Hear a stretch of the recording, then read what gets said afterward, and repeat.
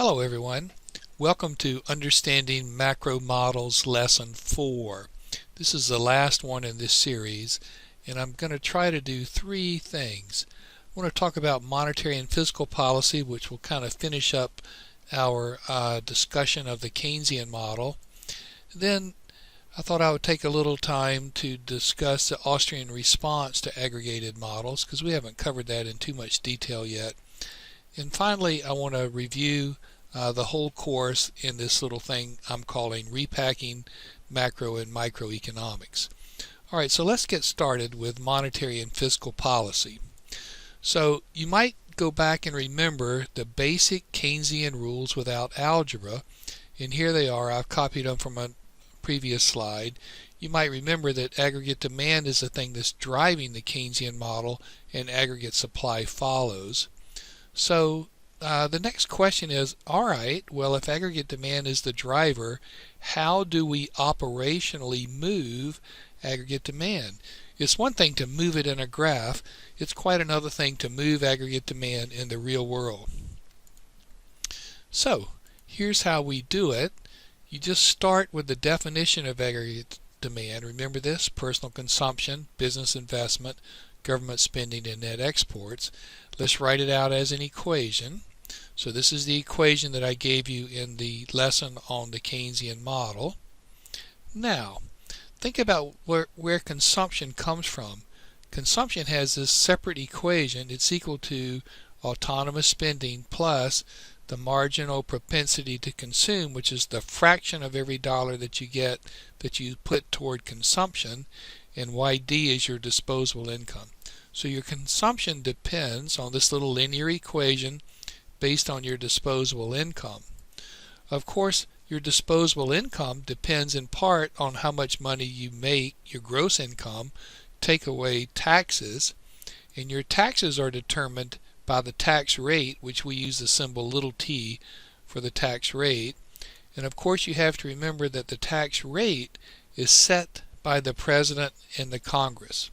So imagine that the President and Congress could actually talk to each other and they decided to lower the tax rate.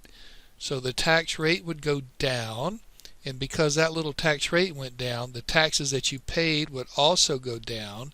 And since taxes paid goes down, your disposable income would go up. Can you see that? And if your disposable income has gone up, then consumption would go up. You see that? And since consumption is a component of aggregate demand, this whole thing, aggregate demand, would rise. And then, of course, when aggregate demand goes up, aggregate supply would follow. So that's called monetary policy. It's called monetary policy because it's something that the President and the Congress can do, right? Through the legislative process, they can move aggregate demand by manipulating the tax rate. Now there's another way they can move aggregate demand. It's really more direct. The President and the Congress have the power to set government spending. G is set by the President and the Congress.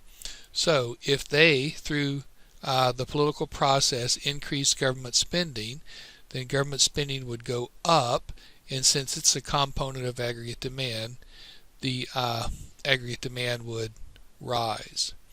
Alright, so in summary, fiscal policy has two ways. We can engage in fiscal policy by changing the tax rate, or we can do it by changing government spending.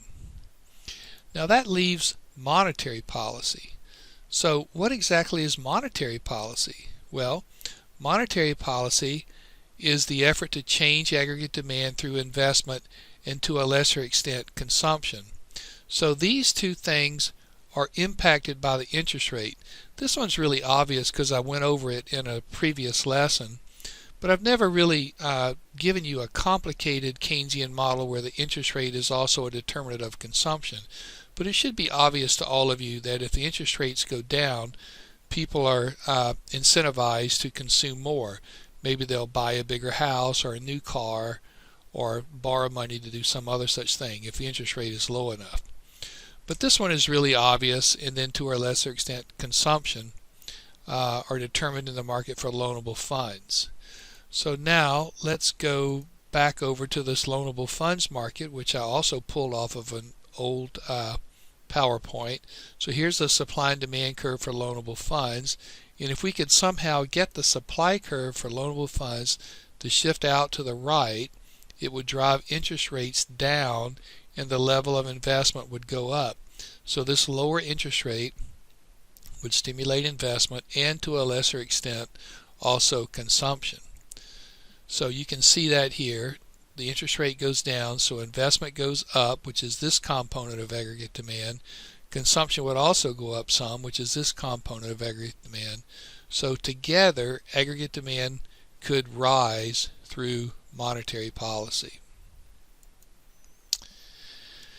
Okay. So how does the Federal Reserve manage to move the supply curve for loanable funds? It's one thing to draw it here in this PowerPoint slide. It's another thing in the real world to talk about operationally how this actually happens. So you got to go back to this idea of the government spending more than it takes in taxes, and the way it keeps its checks from bouncing is it prints these bonds. Remember these bonds?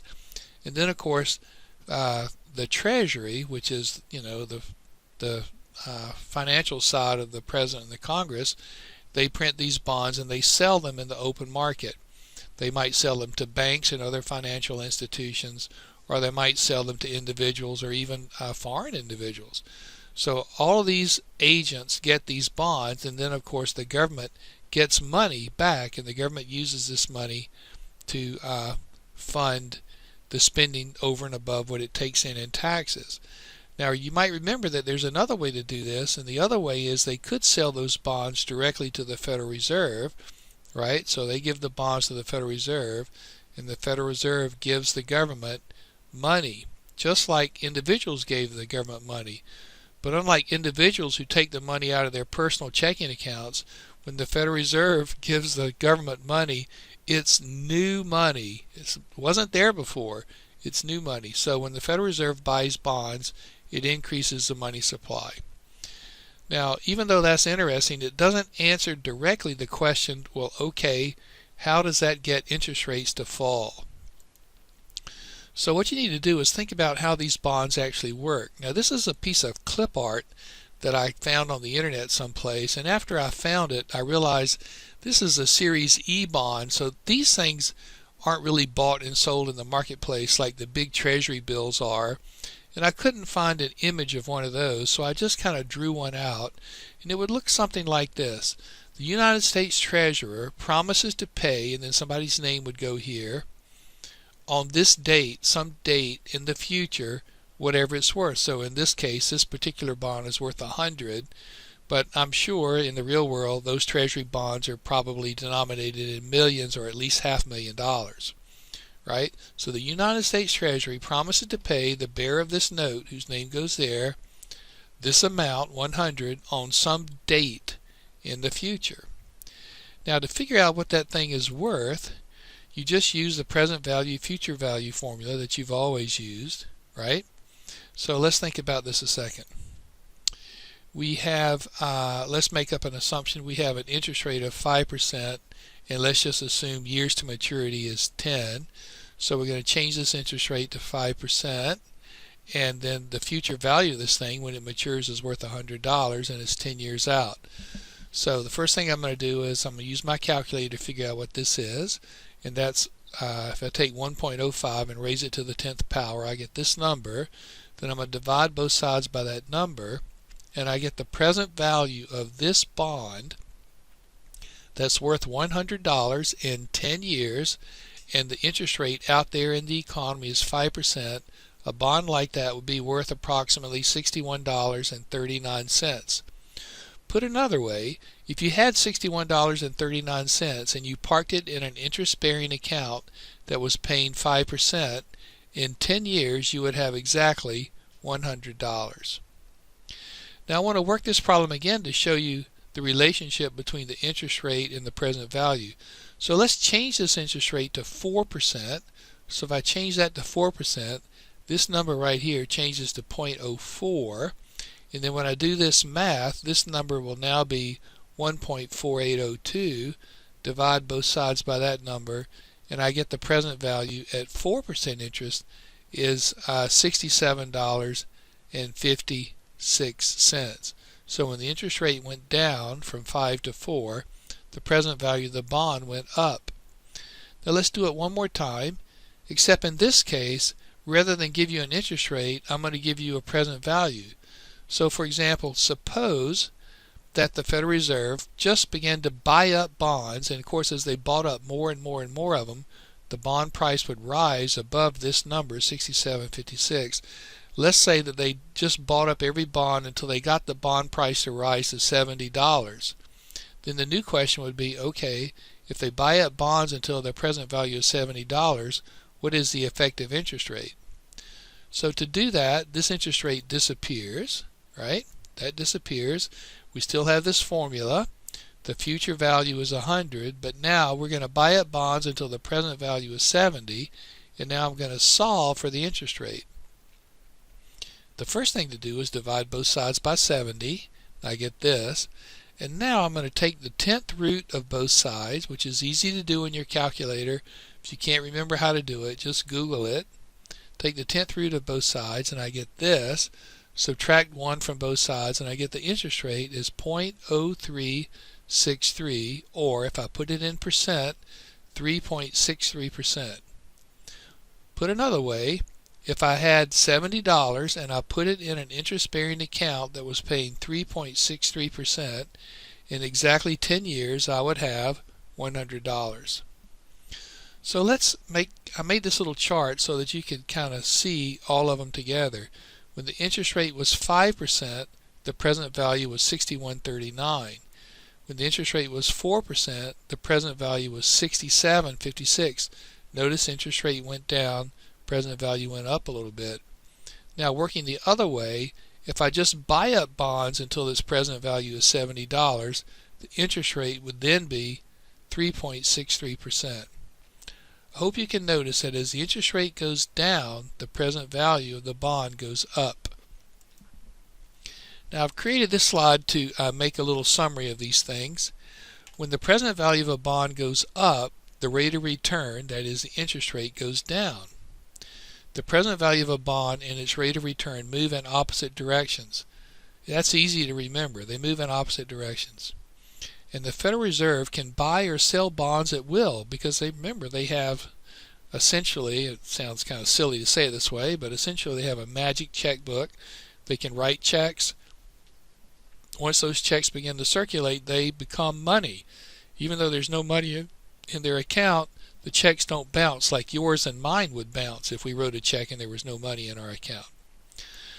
Alright, so buying bonds raises the bond price. That's obvious. But when the bond price goes up, this lowers the interest rate. And when the interest rate gets lower, that encourages investment and, to a lesser extent, consumption. This extra investment and consumption adds to aggregate demand, and now the Keynesian model comes into play here. Since we've increased aggregate demand, this additional aggregate demand causes the economy to grow.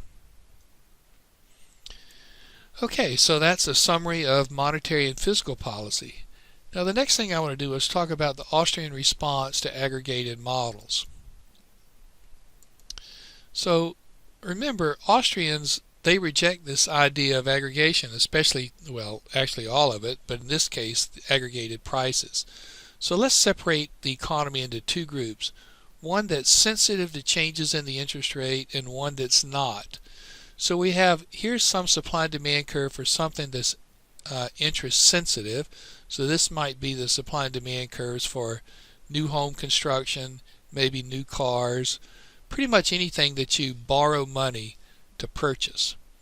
And over here, let's have another supply and demand graph that isn't sensitive to interest rates. So this would be things that you don't normally buy with interest. This would be obviously food, healthcare, other kinds of things that you don't borrow money for.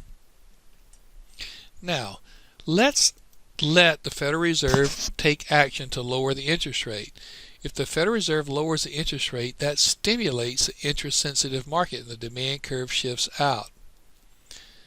So we'll get a new equilibrium out here. Prices in the interest-sensitive industry will go up, and sales in the interest-sensitive industry will shift out to the right.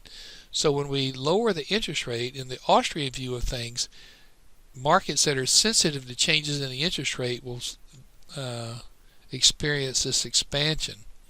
On the other hand, that lower interest rate doesn't do anything to the demand curve over here, and since the Austrian model in one way looks like the classical model in that there are not any idle resources, all of these extra resources here that went into the production of whatever's going on over here in the interest-sensitive industry had to come from someplace, and those resources really got bid away from the non-interest-sensitive industry, causing that supply curve to shift back to the left, and of course its price went up, but its sales went down, so this industry contracted.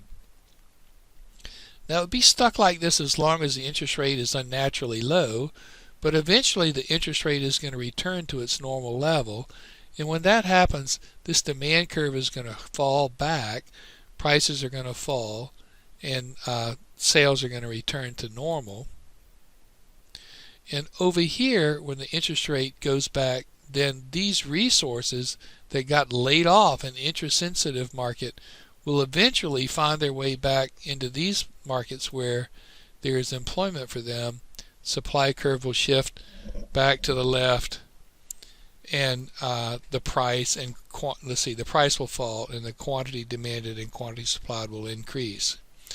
All of this takes time, of course, and resources have been diverted and then rediverted again. So, to summarize the Austrian response to aggregated models, they would argue like this. Unlike the Keynesian and the classical model, Austrian models reject aggregation. It is the information in relative prices that directs resources in their model. In the Keynesian and the classical model, they don't deny that resources are directed by prices, but they just, they just assume that it happens in the background and they don't need to talk about it. But in the Austrian model, it's right on the forefront. The Keynesian eagerness to move interest rates alters relative prices, leading to bad business decisions. And in the Austrian model, or in the market process model, they call that malinvestment, that those low interest rates cause business people to make business decisions that are unsustainable. And then later, when the interest rate returns to a more normal level, all those bad investment decisions will cause many of those firms to be hurt financially, maybe go bankrupt. Like the classical model, the Austrian model assumes all resources have alternative uses. So resources aren't laying around idle like it's assumed in the Keynesian model. And then like the Keynesian model, market adjustments take time. So notice that the Austrian model, or the market process model, is somehow different from the others. It focuses on a completely different thing. That is, it focuses on relative prices, and then it shares the classical assumption that resources aren't laying idle, that to use them in one place requires them to be diverted from somewhere else. But then, like the Keynesian model, markets don't adjust instantaneously, that it takes time, and during the market adjustment there can be a lot of financial pain. Alright, so now let's this last thing I want to do is what I've been calling repacking the macro and microeconomics. So I have just a few points I want to make here. First is the problem of aggregation is manifest in macroeconomics. It's everywhere in macroeconomics, but not in microeconomics. In fact, microeconomics stresses relative prices and how they cause resources to be allocated. This couldn't be more obvious than with supply and demand, and I've created this little example. Let this be the supply and demand for foreign steel sold in the United States. And let this be the supply and demand for domestic steel sold in the United States. So many people will think like this: oh man, domestic steel is important. We don't care about foreign steel. We need a way to protect or stimulate domestic steel. And so they'll put a tariff on foreign steel. The tariff is just a tax, but the tax is only applied here. It's not applied in the domestic market. So if you put a tax on foreign steel, it moves the supply curve for foreign steel back to the left, and it causes the demand curve for domestic steel to shift out to the right, because after all, this is a substitute for that. So if this thing gets more expensive, the demand curve over here will go up. Now, people who think this is a good idea, they focus exclusively on this. They see that sales of domestic steel has gone up and how good that is. They don't really care about what's going on in foreign steel. They just look at this. But what they don't see is that the price of domestic steel also rises, and the price of foreign steel has risen. The price of steel everywhere has gone up because basically we have reduced the amount of steel coming in the United States, so its price will be higher. Next, they don't consider that what these higher prices in steel will do in other markets.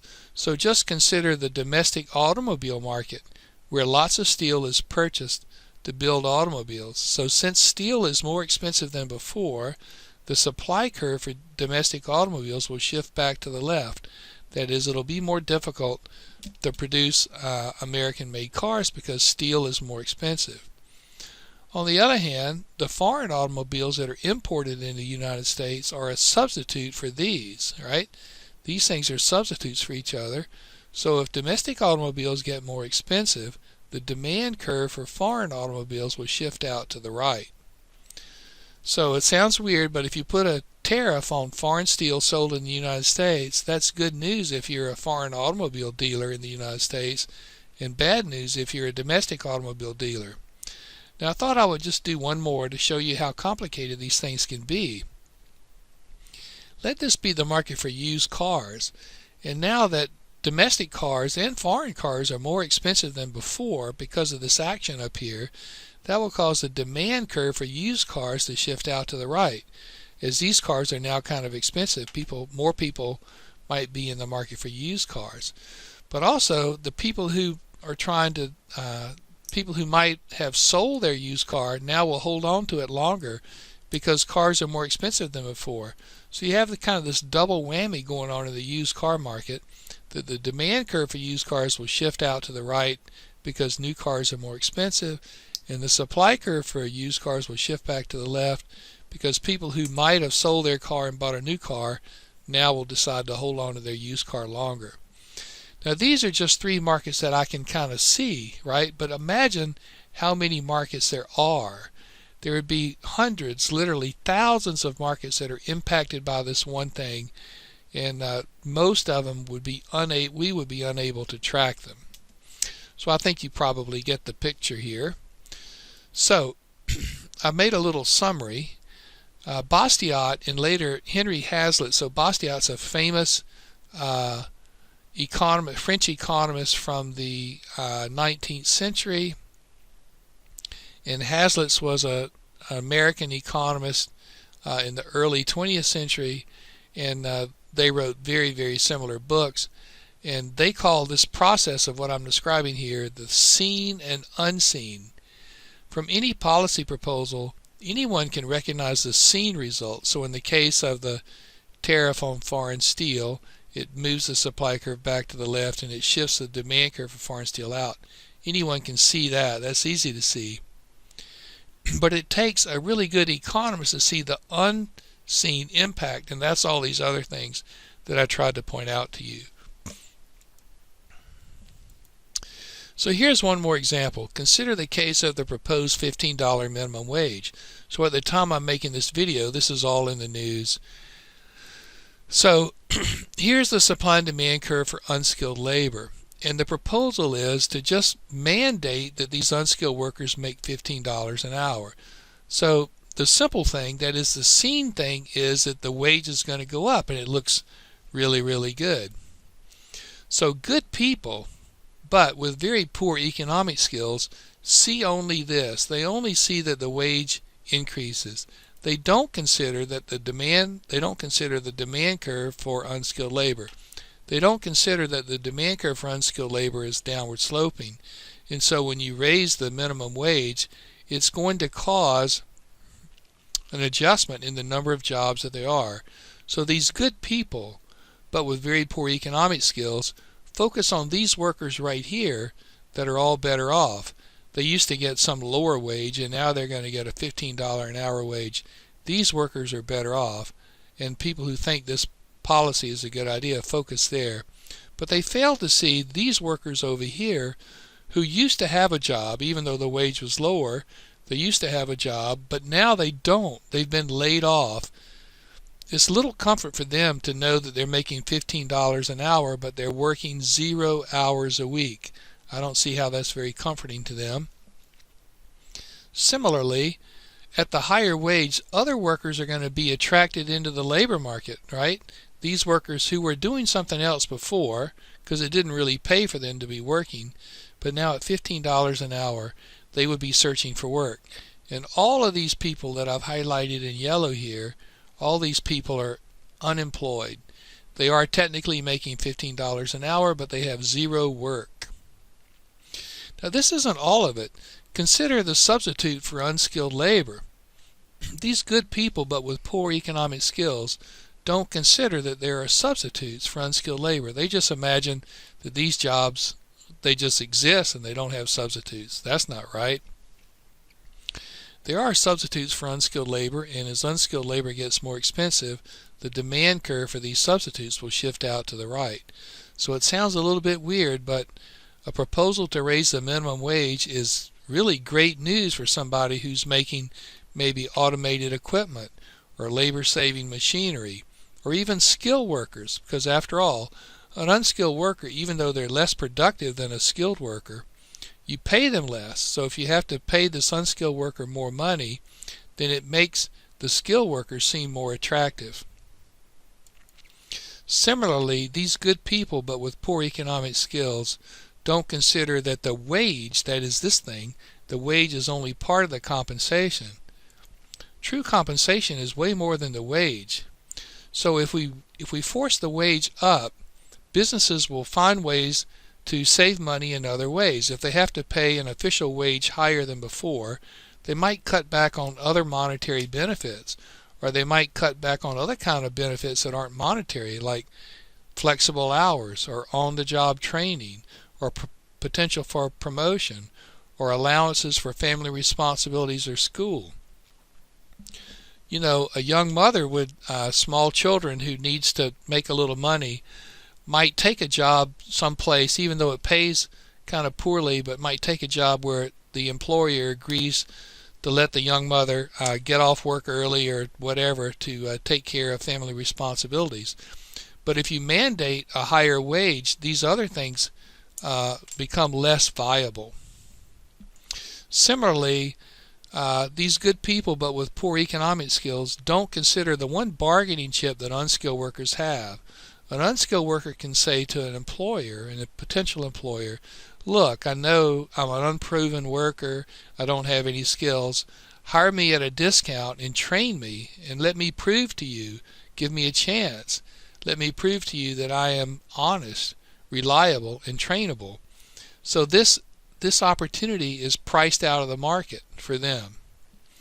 So the world is kind of complicated. It's not as simple as, oh, let's just take $15 an hour and multiply it by 40 hours a week and see how much money that is. All right, so the quantitative side of economics is seductive to those of us who can do it. So that's me, right? I actually like the quantitative side. But for us, it's easy to forget, or maybe it's just easy to dismiss the messy unknowns and dynamic feedback loops of an economic system. It's way easier to just forget that stuff so we can do all of our classical economic equations. So I'm going to give you a little history so that you can kind of understand this a bit. Actually, economics is a pretty young science. Economics got its start with The Wealth of Nations that was published in 1776. It's just a coincidence that it was also the birth of our country. But in those days, in the 18th century, astronomy was making astounding advances. Astronomy was king of all the sciences. Astronomy had solved these perplexing problems that had plagued people, well, really for hundreds, thousands of years before. So astronomy, with its mathematics and its precision with the invention of the telescope, was able to calculate with astounding precision the orbits of the planets and the periods where they would wax and wane. It was quite amazing. It was as if God had spun all those planets into the heavens and set them up as a kind of a clockwork, and they were just following these very, very predictable patterns. So it seemed natural for the other sciences, including economics, to follow the static modeling of astronomy. And so we did. So Alfred Marshall in 1890 wrote his book Principles of Economics, which laid out basically the static analysis of supply and demand, and then other economists following him laid out the assumptions and the results of the purely competitive model, the monopoly model, and so forth. But economics, like biology and other life sciences, is not easily modeled this way. What's actually happening in economics is not static. It's very dynamic and very chaotic. So I pulled this slide from Ecology. This is a magazine that I got, and this slide is a bit old now. It's dated 2003. But it's a great example of a kind of misstep that happened in ecology. So it was about 100 years ago, I think, that we removed all the wolves from Yellowstone.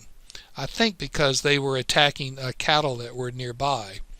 So we removed those wolves, and nobody really thought about what the impact of that would be. And it turned out that cottonwood trees and the ecosystems of riverbeds was negatively impacted. And so when they reintroduced wolves back into the system, they had no idea that it would solve the problem of the diminishing cottonwood trees and so forth.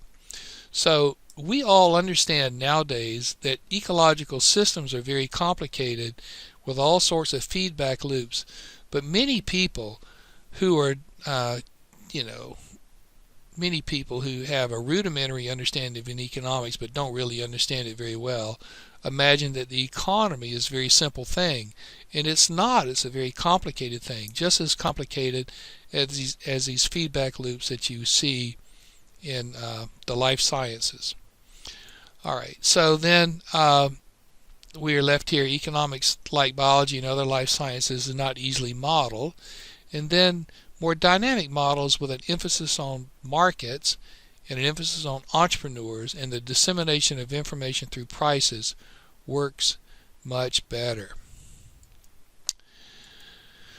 All right, economics, when it's done badly, applies naive assumptions about knowledge. An obvious one is that buyers and sellers have perfect knowledge. So this is a boilerplate assumption in many of the microeconomic models. Pure competition, monopoly, all those models had this assumption. The assumption seems kind of harmless and simplifying at first, right?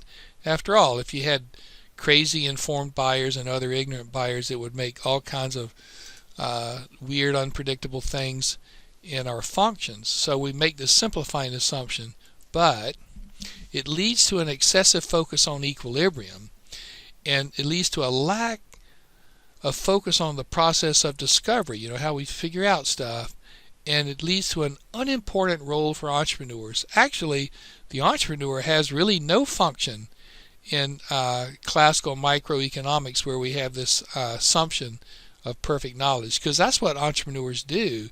Entrepreneurs are in the business of discovering new and better ways of doing things.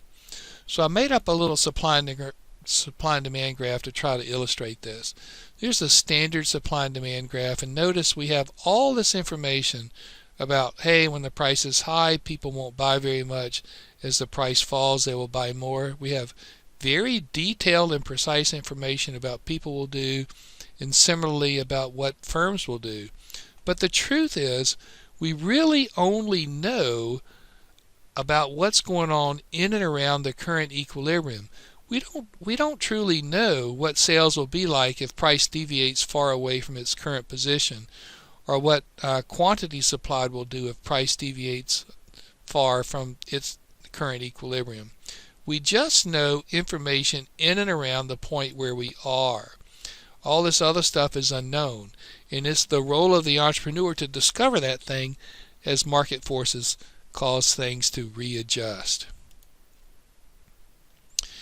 Economics, when done well, is beautifully simple, but on the other hand, it's complicated enough to warn against poorly reasoned solutions. And I've picked a few of my favorites. Consider this one: make every drop count. I found this in some magazine that I get. I can't remember. Making every drop count. And in the article there is this quote: we drink it, we generate electricity with it, we soak our crops with it, and we're stretching our supplies to the breaking point. Will we ever have enough clean water to satisfy all the world's needs? Well, this is a nonsensical question. Of course we don't have enough clean water to satisfy all the world's needs. We've never had. Clean water is a scarce resource, and we allocate it mostly by prices. This word is not quantifiable either. What truly are the needs? In South Carolina, water is pretty cheap, but we still don't just throw it away. But if you lived in the American West, where it's very dry, water is much more expensive. Where here in South Carolina, maybe you have a nice lawn and you water your lawn and your gardens, but out in Arizona they have no lawn at all, and what they call a garden is sometimes just rocks, beautiful rocks stacked up. But to make every drop count, think about how expensive that would be to sort of capture and recycle every single drop of water. That's nonsense that you wouldn't try to do that. Here's another one: anything worth doing is worth doing well. That's obviously not true. So you have this scale of doing something well and not well, but of course what's not stated here is that there's effort. It takes tremendous effort to do a thing well, because well is unbounded. You could always do better. I could spend another week or two working on this PowerPoint and make it better than it is, or I could not spend any time on it and make it not very well. So down here on this extreme, if you want, we can call this is a lazy bum extreme, where we don't do anything well, we don't spend much effort. But over here is not necessarily ideal. When you're way over here, maybe you're compulsive and you're monolithically focused at the exclusion of everything else. So you focus on this one task, and all the other tasks that you need to do suffer. So just because a thing is worth doing doesn't mean that it's necessarily worth doing well. People who say this kind of thing, and I hear it from time to time, they just haven't thought it through very far. Another one is that monopolies will charge the highest price possible. No, that makes no sense. So here's a monopoly demand curve. Here's a really high price. So are they talking about monopolies will charge this price up here? I don't think so. I hope you've learned from this class that there is a marginal revenue curve that's defined by the demand curve, and then of course there's cost and average total cost. And so the market profit maximizing position is where marginal cost equals marginal revenue, would be right there. And this is the best price. Any price above here, the monopoly would lose money, not get more money. So monopoly, what they will do is they will charge the price as best they can figure it. They will charge the price that maximizes their profit. That is not necessarily the highest price they can think of. All right, so demand exceeds supply. I heard this just last month about COVID vaccines. You know, the idea was, the demand for the vaccine exceeds the supply. This is a nonsensical statement. If you think about it, this is demand, right? Demand is this function, and this is supply. How can demand exceed supply? I don't think it can. Let's move this demand curve way out, right? So there's a tremendous demand curve, and let's just exaggerate it as much as we can. Let's move the supply curve back to the left as far as we can. Still, demand doesn't exceed supply, because demand or demand curve is a function. One function can't exceed another. They intersect someplace. Obviously, what this person meant to say is that the quantity demanded maybe exceeds the quantity supplied. I guess that could be true, but even that leaves out recognition about the price. I've seen studies where, there's a shortage of nurses, but nowhere in those studies do they talk about what the wages of nurses are. If nurses are truly in short supply, it would be easy to fix just by raising their wages. It would encourage more people to train to be nurses, and it would cause hospitals to be more careful about the nursing jobs that they have. In other words, to economize those jobs. So no matter how high or how back to the left the supply curve is, there would be some equilibrium price that equilibrates quantity demanded with quantity supplied. To say demand exceeds supply is very, very sloppy language. All right, finally I'll leave you with the problem about assumptions. So this is the last slide here. Assumptions are necessary, that's obvious. Otherwise, we can't make sense of the complicated world we live in. Just think about it philosophically. When you walk into a room, you don't spend a half an hour carefully scanning with your eyes every corner of the room before you decide that the room is basically a cube. You assume it's a cube when you walk in there by maybe only looking around for a second or two. And assumptions like that make life much easier, but bad assumptions are really, that's too strong of a term. It's more likely that the assumptions that you made are just forgotten, and if you forget the assumptions that you made, they can lead you to very, very poor analysis. And I've just collected a few cartoons that I think will make this point. So here's a couple of pilots. This guy assumes that he's like, 30,000 feet in the air, and so he says, hey, what's that mountain goat doing way up here in this cloud bank? It doesn't occur to him that his assumption could be wrong, that he could be much lower than he thinks he is. Similarly, this one, another Far Side. I just love these Far Side cartoons. This guy's staring at this piano bench on the ground, and he's probably assuming like, oh man, somebody dropped this. I could take this thing home and I could repair it, even though I see 3 legs here and there's 2 more. Who has a 5-legged piano bench? This is badly drawn. He has no idea that this thing could have fallen, so that, there could be some dynamics going on here, and he's about to be crushed by this falling piano that's coming right behind it. Now the last one I want to show you is not a cartoon at all. It's this article that I saved. So this guy is a former chair of the Federal Reserve. His name is Ben Bernanke. This is November the 8th, 2007. Do any of you know what's special about this date? This is about 3 weeks before the worst recession started that our economy had seen, well, yeah, since the Great Depression probably. Some people debate that the one in 81, 82 was about as bad, but except for that, probably the worst one since the Great Depression. And Ben Bernanke, the top economist in the government, is quoted as saying that, well, we're going to have a little slowdown, then it's going to rebound. Despite soft spots, the economy is still resilient. Quoted from Ben Bernanke. Now, it's easy for us to make fun of this because we live in the future and we can look back and we can see how astoundingly wrong he was. But don't think that, okay, so he's made a bad prediction, so he's a really stupid person. No, this is a very smart man. A very smart man. But predicting the future is quite difficult, and many people think it's way easier than it really is. Okay, that's it. In fact, this is the last video of the class. I hope you enjoyed it. Good luck.